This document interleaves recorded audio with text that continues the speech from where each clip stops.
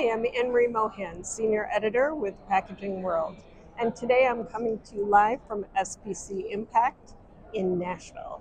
And I'm here with Sarah Dearman. She's the Chief Strategy and Engagement Officer for the Recycling Partnership. And today we are going to talk a little bit about some of the challenges around rPET, PET recycling, as well as some of the findings or the accomplishments that are outlined in TRP's recent 2026 Impact Report. So welcome, Sarah. Thank you. So nice to speak with you today. Very nice to see you. So the first question, or the first thing I wanted to ask you, for those of our viewers who are not familiar with the Recycling Partnership, could you give a brief overview and talk about what differentiates your NGO from some of the others that are in the sustainability and packaging, recycling, and environmental space? Absolutely. So our organization, nonprofit organization, we're focused on solving recycling's toughest challenges. So that's one of the things since our history of 12 years ago that we've really been diving into. Whether it's communities that don't have access to recycling, since we started, we've put more than 2 million recycling carts on the ground. So people who did not have access to recycling before, did not have access on par with the recycling or with trash, now they do. So we focus on increasing access. Another one of the toughest problems that we're always working on is how to increase participation in recycling. As we look at EBR states, for example, we know that getting people to recycle more is going to be one of the biggest and most important unlocks. So that's a key area that we focus. And then also on materials and material supply chains. How can we improve the supply chain so that they're more sustainable? And of course, one of the key factors with all of that is policy. So I would say for us as an organization, one of the things that's really important and differentiates us is we're really looking at the system as a whole. How can we make the entire system work better? Thinking about all the materials, all of the different players so that we can all work together. Because the challenges that we're facing are so big, it's not anything that one community, one company, or one part of the industry can solve alone. Great. So we just heard news last week that Keith Harrison, TRP's founder and CEO, is going to be leaving the organization in a couple of months. Could you tell me a little bit about how that looks moving forward for the organization? Yes. Well, this is a planned transition of Keith, not only our CEO, but our founder, as you mentioned. And, it's something that I'm really happy for her about. It's incredible that she's going to get to take this time, everything that she's done for our organization as well as the industry. The great news is we really have a very strong organization. We have an incredible leadership team in place, and we're really focused on continuing the momentum that we've built and on delivering our strategic plan that we have in place. So I'm very confident that we're going to continue to succeed as an organization, though we will definitely miss Keith. I'll miss her too.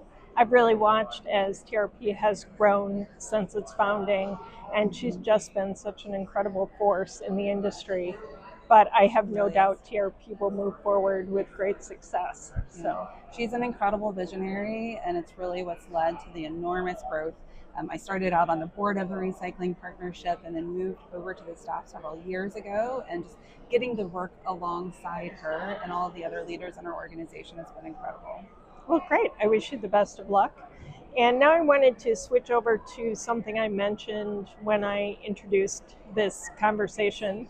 We're really seeing difficulties with PET recycling, but not in the collection or sorting stage. I sat in on a webinar that TRP hosted a couple of weeks ago, and the consensus was really that we have collection down, we have sorting down. Maybe not, don't have the numbers that we'd like to see with PET bottle recycling. I think it's around 30%. But the real problem is in the back end, or the end markets and the PET recyclers. So we've seen maybe, I think, 5 to 7 of the major PET recyclers go out of business in the last year or so, and there aren't a lot in the US. So what are some of the drivers of those closures? It is definitely a challenging environment. And there's a variety of things that are leading to this. We have more PET plastic being produced around the world than has ever been produced before. So that certainly has an impact on the prices of virgin. Meanwhile, like all of us are experiencing, costs are increasing. And so that negatively impacts those reclaimers that are making the recycled content and has a really difficult time then as we look at the cost of virgin versus recycled content. So it is incredibly worrisome that we've seen about 25% of PET reclaimer capacity close over the last year, and that will have impacts on the industry for a long time.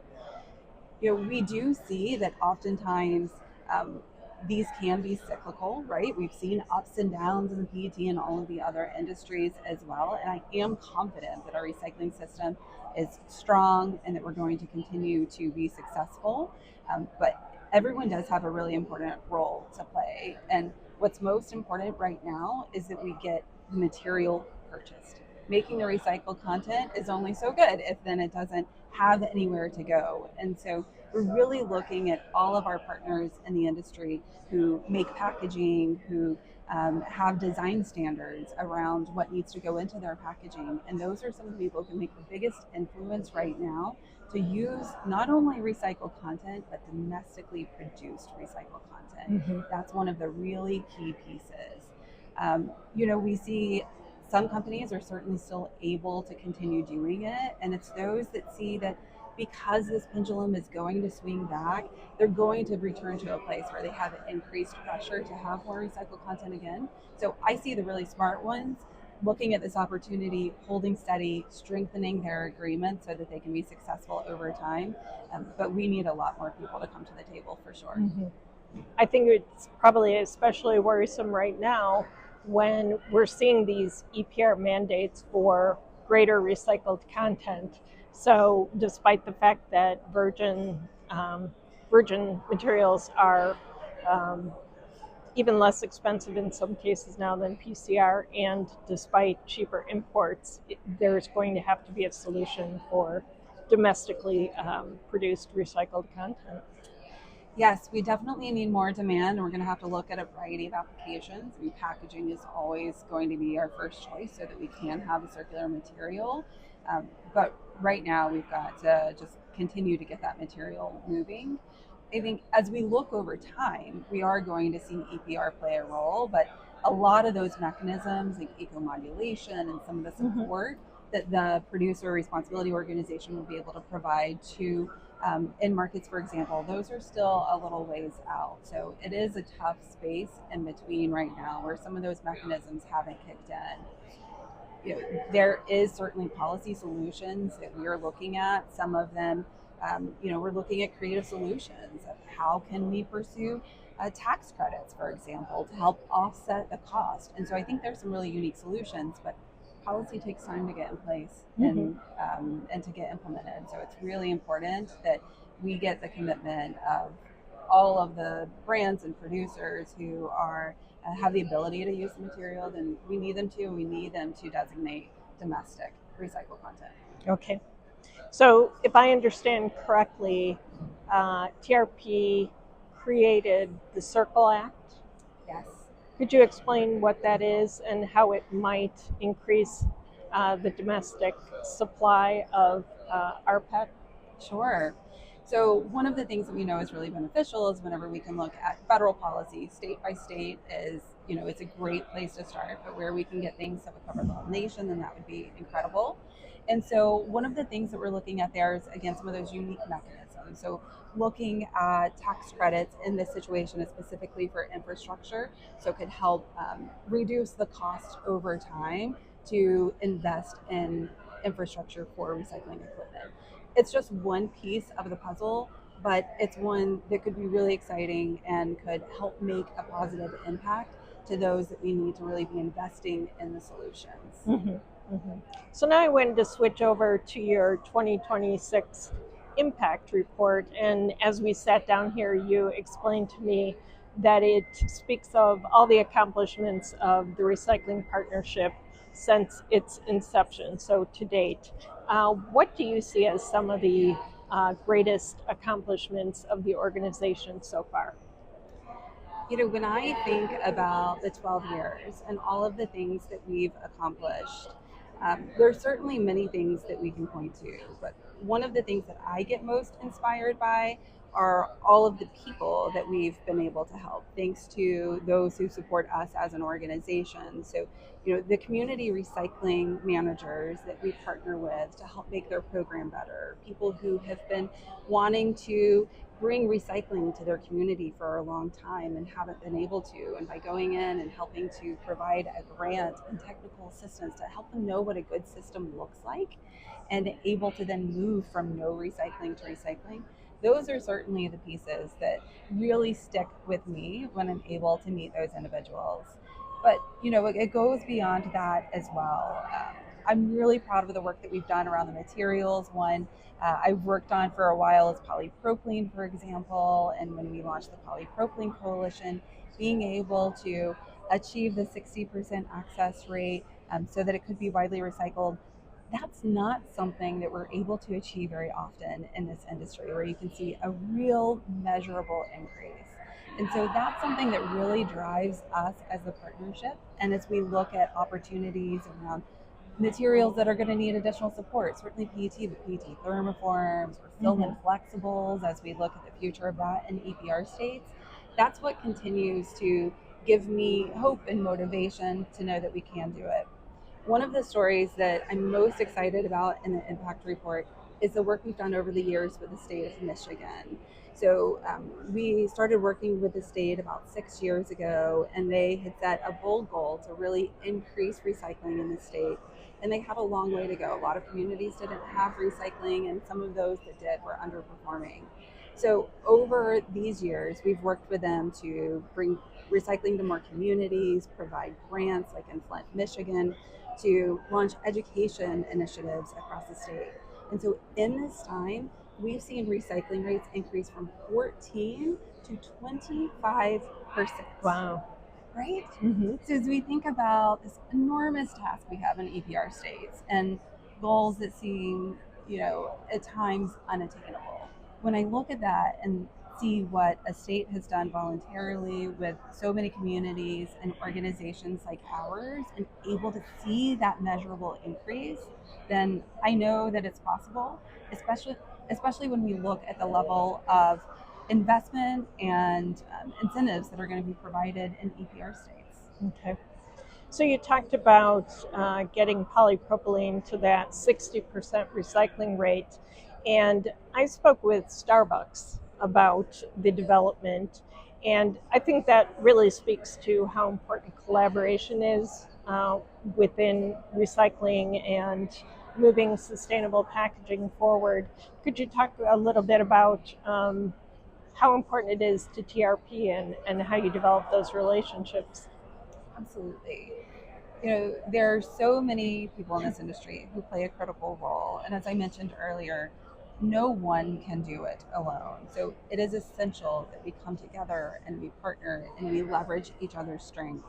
And polypropylene is certainly a great example of that, of how we're able to just look strategically at what are the improvements that need to be made in the system and work with the MRFs and the facilities to upgrade the equipment so that we could see that change quickly.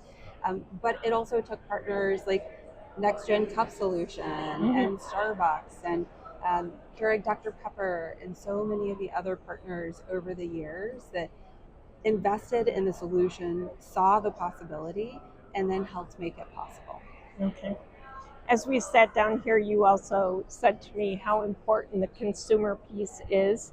And that's a very difficult piece, a very big challenge in recycling, to get people to throw that package into the bin, that waste into the bin, and the correct bin. And what does TRP, what work are you doing around that piece besides, getting those carts to people? Helping people recycle better has really been core to us from day one. So from 12 years ago, we're constantly looking at and improving how can we motivate people to recycle more. So now we have 12 years of experience, and we have at any point in time about 200 active projects. Many of those are focused on increasing participation and capture. So over and over again, we'll go test different methods. So what is the right message? What is the right cadence of mailers? What does the in-home sortation and bins need to look like so that people can maximize the amount of recycling in their home? And we're in the process now of taking those strategies that we've proven over the years and saying, okay, which one of those are already proven and we can package up and scale. So for that, we make them available to communities across the country for free through toolkits on our website. We're looking at how we partner with other organizations so that we can scale that, such as in EPR states. So that's one of the things that we're doing is we're testing new solutions. What are some of the more innovative ways we can inspire people to recycle? And then working to move those to proven and then packaging them so that other people can do it as well. One of them, for example, that where we had a lot of success is in Cincinnati. And going in and just really listening to the people and understanding what were the barriers that they're facing. We know right now we do have a challenge with trust and recycling, right? We talked about PET and some of the questions people raise around that. So being able to really figure out what is going to help reduce their confusion, really relate to them and understand, like, we know that this can seem complicated. And so anything we can do to help simplify it for them, whether that's making the materials and the directions easily available, or if it is working on a curbside cart, or maybe even an in-home bin or a bag for a multifamily complex. So proving those solutions and then continuing to scale them, that's really going to be key, and it's going to be so important in states like California and Oregon that have strong systems, and a lot of people already have access to recycling. So it's really going to be about getting people to recycle more is going to be the unlock there. Well, I've seen a lot of the studies and data that TRP has produced around consumer education, and it's very impressive, the work that you've done. Well, thank you. We have an incredible team. Several years ago, we invested and built out our team with behavior change specialists, and we've done a lot of research over the years. And we have some additional research that's going to be coming out soon. And what we continue to see that is still really hopeful is people still really want to recycle. We know that it is something that they see as a challenge, and they want it to be better. But those are all really positive signs, because there's a lot of places where people just give up and move on to the next thing. But that's not the case with recycling. They want to continue to recycle, and they want to do it better, and they just need all of our help to do it. Okay. So last question. Our audience is primarily made up of brand owners, CPGs. What is one piece of advice you could give them, something that they should be looking at or working toward to make the recycling system in the U.S. more effective and more successful? That's a great question. Having worked in various parts of the industry, having worked for a large brand and for government, I would say the piece that really resonates with me is to have a strategy with the measures that is really end to end. We know that not any single piece of it will solve the problem. We've got to be thinking all the way from design through how it's making its way into people's hands and how people are then understanding how to recycle it, and then making sure that you're buying that material in the end. So to me, it's really about a comprehensive strategy that's thinking about design, collection, as well as that recycled content. Yeah, and we hear that over and over. It's so important to have that holistic view of your packaging, from beginning to end, in order to facilitate this circular economy. So. That's right. It is. And, it really is a tremendous opportunity that we all have to be the leaders and to be the stability that the industry needs right now. And I have complete confidence that those that do, those are really going to be the winners at the end of the day. Okay. Well, thank you so much for your time today. I hope you enjoy the rest of the conference and have lots of people stopping by the booth. Absolutely. So. Well, thank you for the time.